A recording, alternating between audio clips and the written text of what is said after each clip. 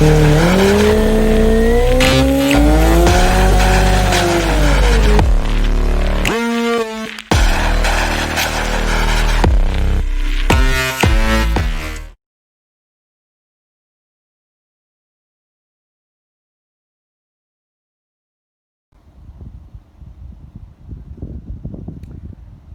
is up, YouTube? Well, here we are in front of the Traxxion Dynamics headquarters in Georgia, and you know you're in the right place when you see something like this. Well, our baby is in the shop getting torn apart, and can't wait to get her back in a few hours. See what kind of magic these guys are capable of. I've heard a lot of good things about them. I'm gonna finally get to experience it. Here are all the goodies.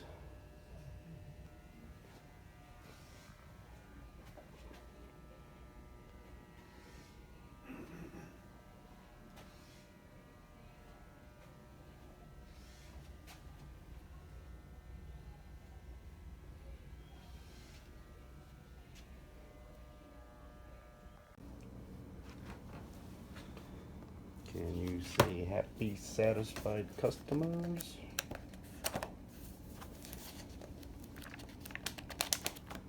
What? And there's another.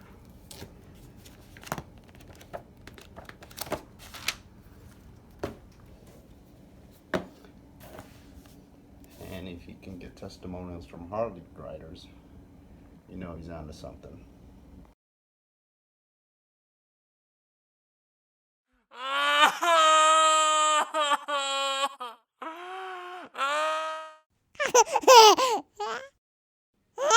What is up, YouTube? Welcome to Geo's Journeys. Appreciate you guys joining me. And this week's video is about what I did last weekend. The wife and I loaded the Goldwing and headed down to Woodstock, Georgia. And our mission and our goal was to visit a one Max McAllister and Traxxion Dynamics. Traxxion Dynamics. Or is it Traxxion Dynamics? The suspension guru himself.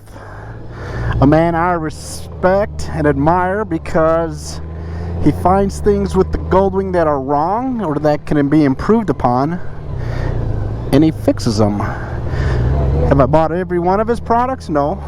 I haven't seen the need to, but every one of them serve a purpose, and I'm glad there's someone like that around for the Goldwing community. No bike is perfect, obviously, and as much as I love this one, it's far from perfect. So I made up my mind a long time ago that I would pay Max a visit when the time was right and get my suspension work done. To be honest, I kind of timed it so that I had to have the air cleaner replaced. So since the bike was completely apart, down to the bones, I had him replace the air filter as well. A couple other things that we've done to it was added the Traxxion Dynamics tie rod. It's made out of aircraft grade aluminum, and it's a fixed tie rod, whereas the Honda part is adjustable with plastic inserts and all kinds of nonsense. But they've been shown to wear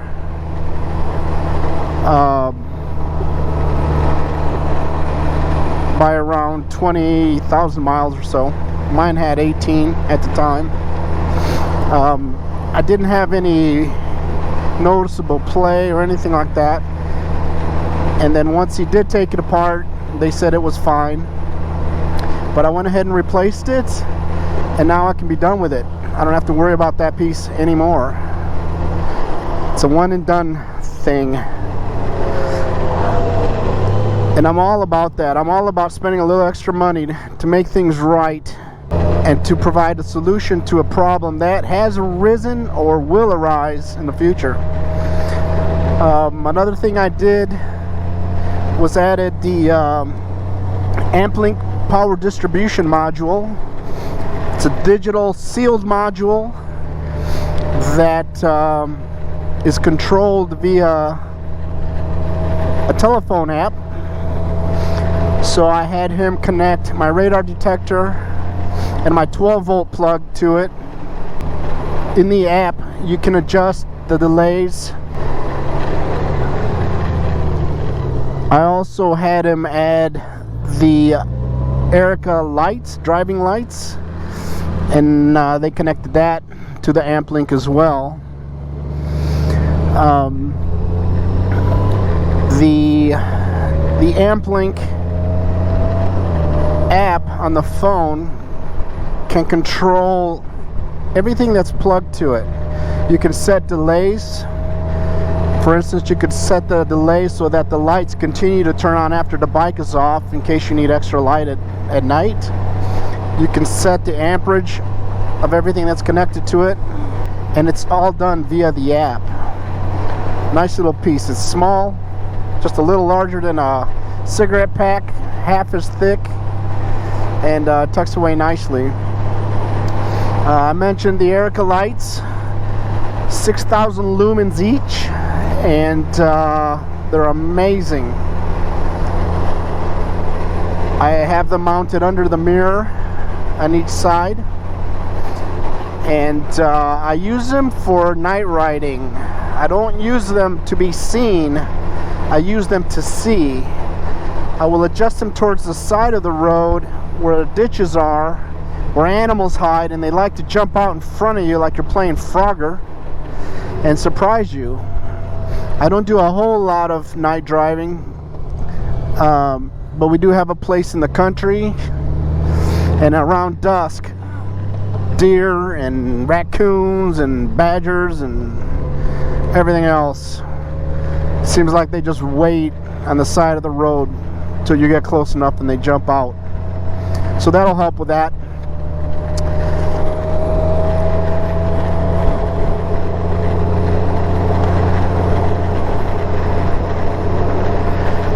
And obviously he redid the suspension work, the full Monty front and rear shocks. I will say up front that I'm pleased, I've been pleased with the Honda suspension. I've raced motocross and I've raced drag bikes, and I did a little road racing, and I know how important suspension is to a bike. Alright, so basically here are my thoughts on the Traxxion Dynamics suspension.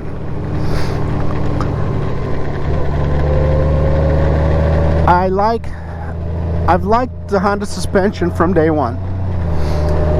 I love the frame geometry of the bike and feel that it made up for the shortcomings of the suspension. I can point it anywhere I wanted it to go and it would go there. It was sporty enough for me. I do not like a soft, mushy, wallowy ride. But when I put my wife on the back, it would tend to do that. It would tend to bounce. It would tend to wallow. I basically had two problems with the suspension. One, there was only an inch of travel once the bike sat on itself. You could sit there on the bike, not doing anything, and you would have 1 inch left after the shock settled into place. 1 inch of travel, and then bam, you hit the rubber damper that they placed. There was no damping at all. That only became a problem when my wife was on the back. I always tend to ride 2 up with baggage in the suspension mode, so that aspect wasn't really a big deal for me. But when my wife would be on the bike and we'd hit a square-edged bump traveling at 50, 60, 70 miles an hour, the bike would bottom out and she would fly off the seat. Now I'm exaggerating. She would come up off the seat. She wouldn't fly off, but it scared the hell out of her. As a passenger, not knowing what lies ahead in the road, that could be a shock to the system and the psyche if all of a sudden you hit a bump and you're off the seat. So that had to be corrected. That was number one and foremost on my list. The other problem that I had, which I mentioned, was around the turns. If the turn was nice and smooth, then the bike settled into where I pointed it and followed nicely. There weren't any surprises, it just followed track. The problem would lie in if there was a bump in the road, or if the road dipped. In the middle of a turn, if there was a dip, or if the road was bumpy, then the bike would become unsettled and it would almost tend to jump off its track. That I couldn't deal with as well. I didn't buy this bike to drag knees in the mountains, and I'm not the kind that will see how far I can lean this thing over and scrape the foot pegs. We've got sport bikes to do that. That's not what I'm interested in this bike.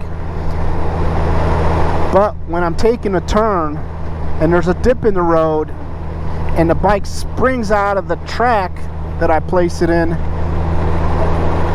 that's scary. So what this suspension did for me, what the Traxxion Dynamics suspension did for me, it cured those two problems. The bike feels planted.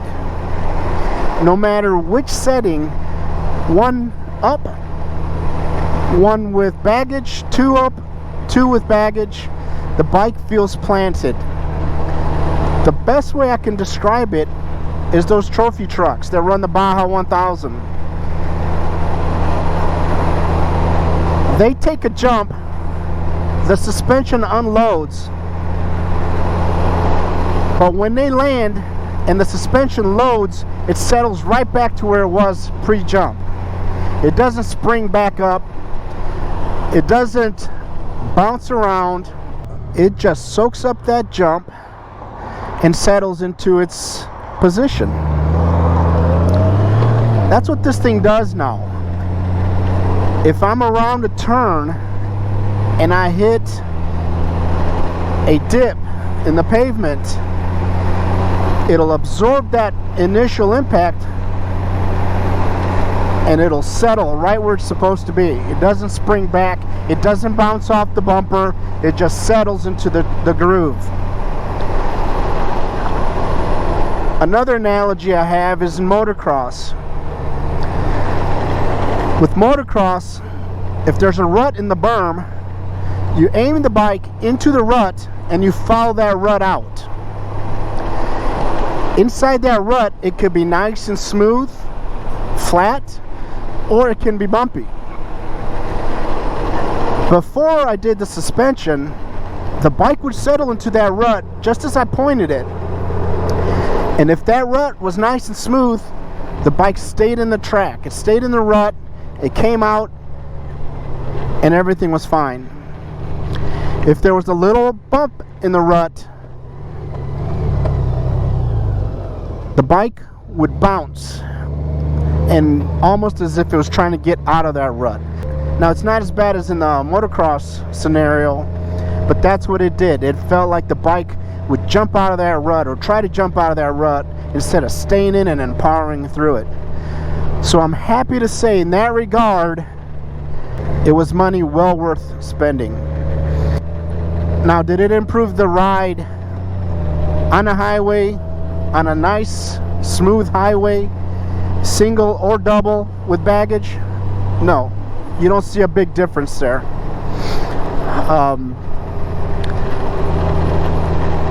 If it wasn't for the bottoming out and the instability around the turns, then I wouldn't have done anything to the suspension.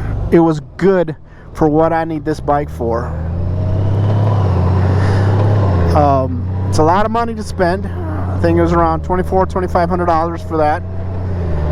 My total bill was $3,100, $3,200, something like that.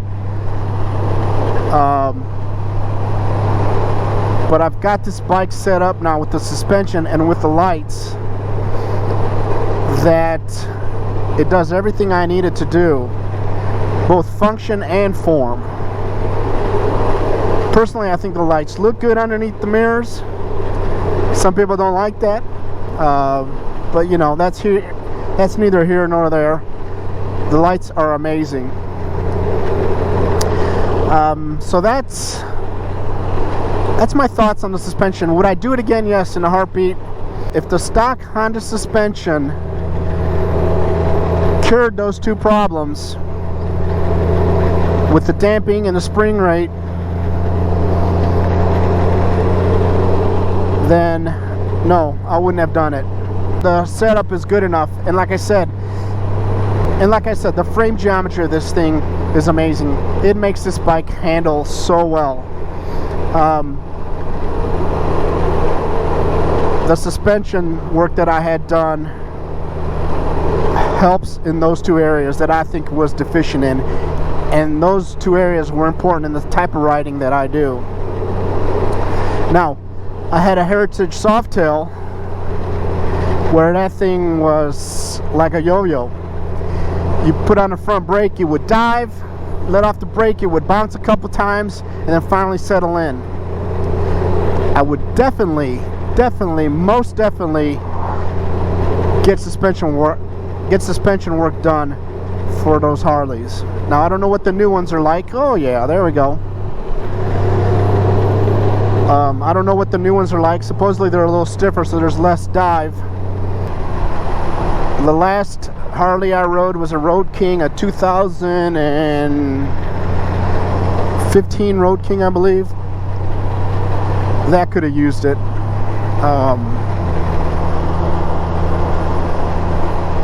Well, that's about it. Thank you for joining me. If there are any questions on anything I had done or anything in this video, feel free to reach out. I'd be happy to explain the process. Overall, it took about 7 hours to have everything done. And I think that was because of the lights and because of the amp link. The suspension work, I believe he quoted me about 4 hours. So I had another 3 hours for everything else. They did a fantastic job. Top quality work. Everything was nice, cleaned up. They checked my steering head bearings. They routed a couple cables. They routed my radar detector cable, and they routed my 12-volt plug cable. I'll be using that probably for some heated gear, or maybe another phone charger or something. But now I'm rambling, so I'm going to let you go. I'm going to let Cass take it away.